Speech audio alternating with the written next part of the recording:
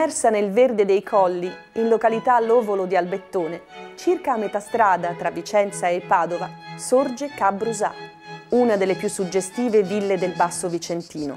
Benvenuti in Villa Ca' Brusà, vi accompagno per una breve visita.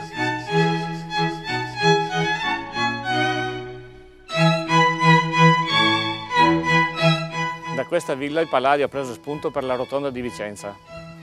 La sua struttura risale addirittura al XV secolo. Vi accompagno in giardino dove vi serviremo il buffet e vi potrete rilassare. Da quest'anno la Barchessa è stata ristrutturata per far posto ad una splendida location circondata da coloratissimi fiori e ricca di angoli suggestivi. Che dire poi della semplice eleganza dei suoi interni? Oltre che nell'ampio giardino potete cenare anche in questa sala dove il nostro staff con la cucina interna vi potrà servire i migliori piatti. Non ci resta che augurarvi buon appetito!